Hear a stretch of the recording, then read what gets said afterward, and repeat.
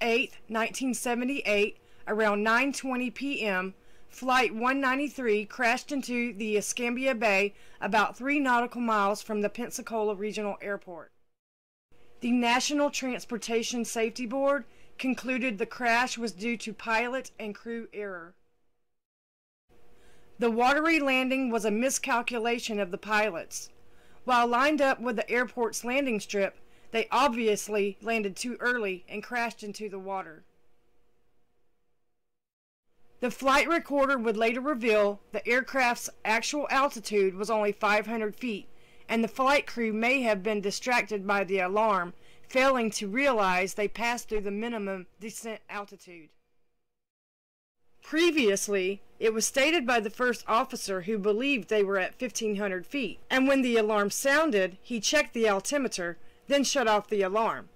However, they were actually only at an altitude of 500 feet caused by the miscalculation of the landing, which set them down in the Escambia Bay instead.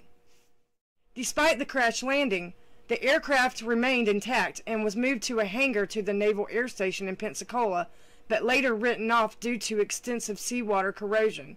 It was later disassembled and removed from the airbase to a scrapyard. Barge traffic that witnessed the crash quickly assisted in the evacuation of the passengers. There were a total of 58 people and crew aboard the aircraft, and initially everyone survived the crash. However, 3 people drowned trying to escape the sinking plane. Life vests were stowed in compartments beneath the seats, but it was difficult for the passengers to retrieve them because of the rising water in the cabin.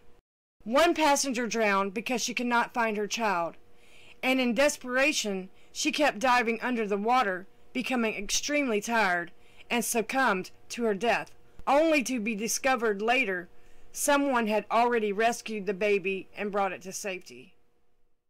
Despite losing 3 people from drowning, lives were also saved that night thanks to the heroic efforts of a Pensacola tugboat captain named Glenn McDonald. He steered his vessel towards the sinking wreckage and plucked survivors from the jet fuel leaking aircraft in the dark, murky water and boarded them to safety onto the barge behind his tugboat, saving the lives of 55 souls.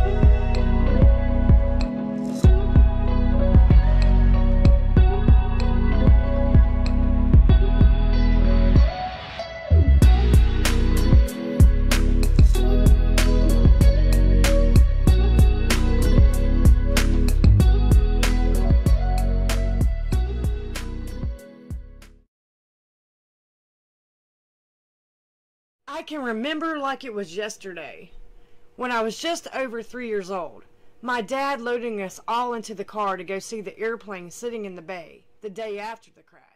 My dad always did like an adventure, probably where I get it from. This picture is exactly what I remember seeing that day. And it wasn't just us pulled over on the side of the interstate bridge to have a look-see. I mean, how many times in your life are you actually going to see a downed aircraft because it crash landed? For me, once. And if I had to guess, most would never even see it once. And it's not about pride, it's about posterity.